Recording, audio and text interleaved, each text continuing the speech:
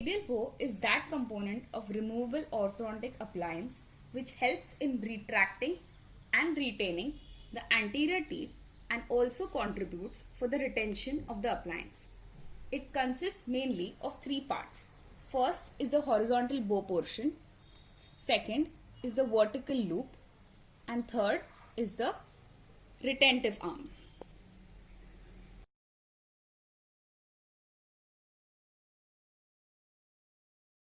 So today we are going to fabricate an active labial bow using a stainless steel wire of 0.6 mm diameter or 23 gauge of about 10 centimeters length. So let us start with using only your fingers, adapting the bow portion of the labial bow, and it should adapt to the labial surfaces of the incisor teeth at the junction of the middle and incisal third.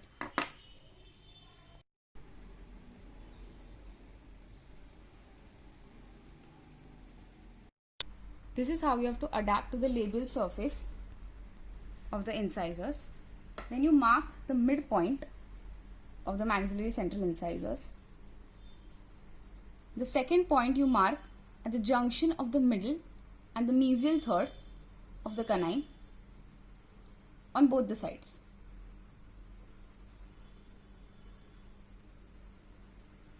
Now we will make two 90-degree bends.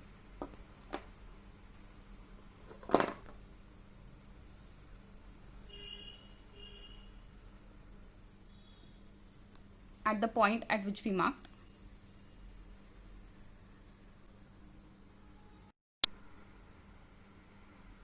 After we make the 90-degree bend, we have to mark a point 2 mm below the gingival margin of the canine.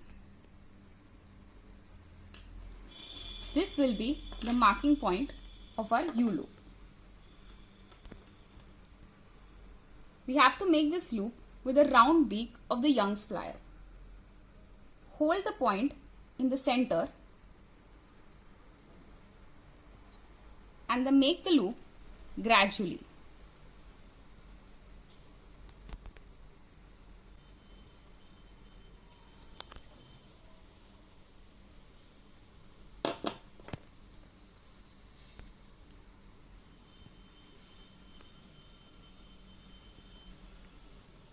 After this, you check for the adaptation of the labial surface.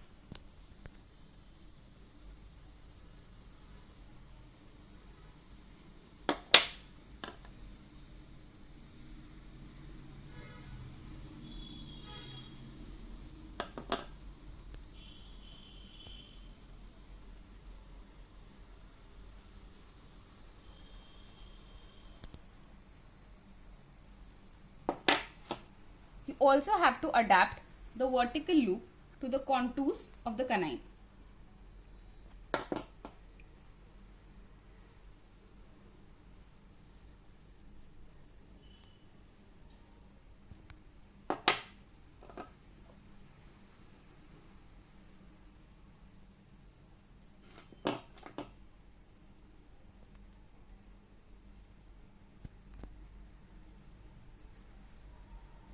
After you adapt to the contours, we will now make the retentive arm. So you mark a point at the contact point of the canine and the premolar.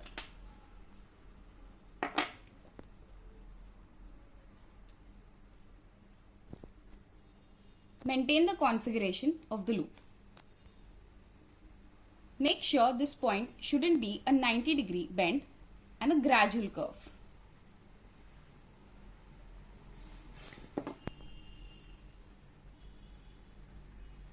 Check again if your bend coincides with the contact point.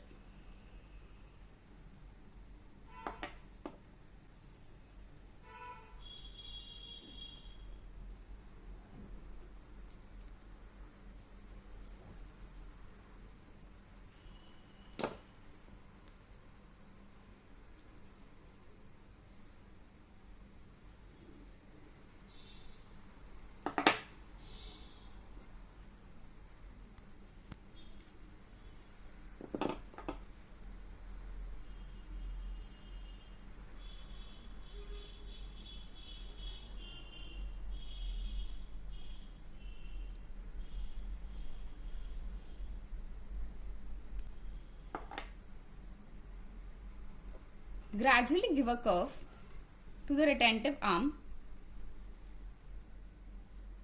to adapt it to the palatal surface.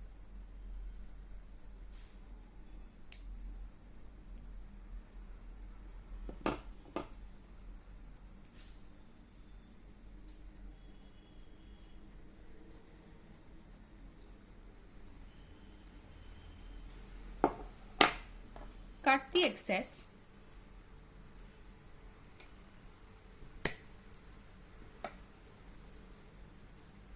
Then you can make a tag arm, either a 90-degree or either a loop, in line with the retentive arm.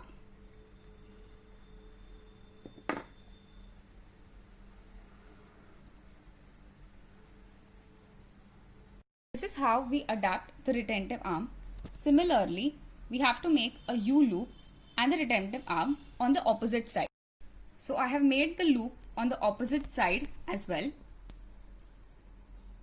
So for a labial bow, there are 2-3 points which we should keep in consideration. The vertical loop should be 2 mm below the gingival margin of the canine. The horizontal bow should be at the junction of middle and incisal thirds. Both the loops should be equal in size. The retentive arms should be adapted. And the most important thing is the horizontal bow should be adapted to all the teeth if they are aligned. And in case of malaligned teeth, they should be adapted to the most proclined tooth on the labial contour. So now I will show you how the activation is done for an active labial bow. For an active labial bow, the activation is quite simple. We have to compress the vertical loops against the 2 beaks of the plier.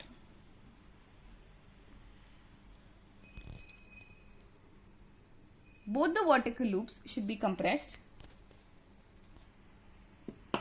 and then the labial bow.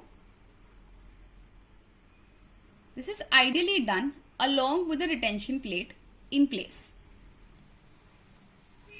Thank you. We have seen the fabrication of short labial bow. Now we will see different modifications of labial bow. The first is a long labial bow.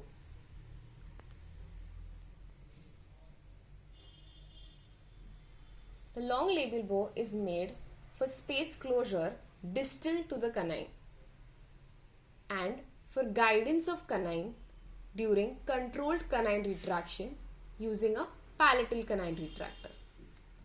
It can be made on the upper as well as the lower arch.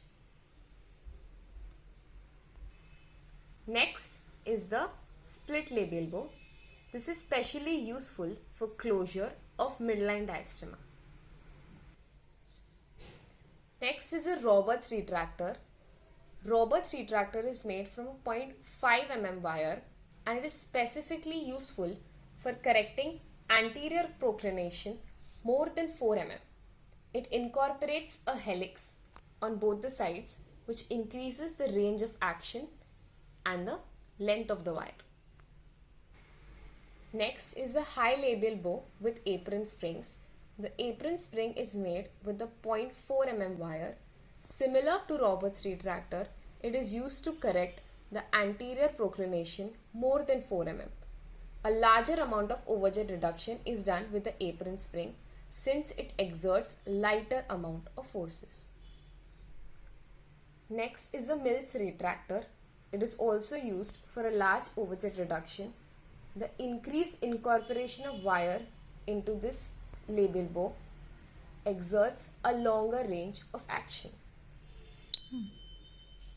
Next is the reverse loop labial bow. This is used to prevent the buccal drifting of canine during the retraction of anteriors. Another modification of labial bow which is soldered to Adams clasp. This is a Beck's wraparound retainer. It is used for settling of occlusion during retention since there is no occlusal wire resting on the occlusal surface. Next modification is fitted labial bow. This modification is for added retention.